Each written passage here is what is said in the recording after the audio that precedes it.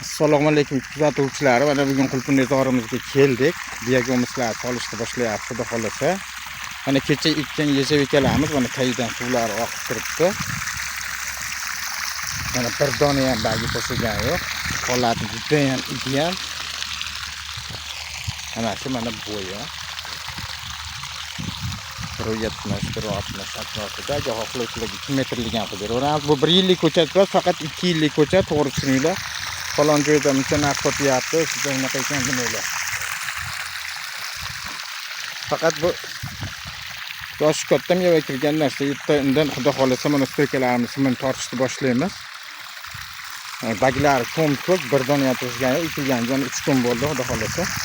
Qanaqa turibdi? Agar kimgadir shunaqangi yejavika ko'chatlar kerak bo'lsa, ekran ostidagi telefon raqamlariga telefon qilishlari mumkin. Hamda bitta like podpiskasini bosib qo'yishni unutmanglar. Hamisha sizlar bilan biz sog' bo'linglar, salomat bo'ling.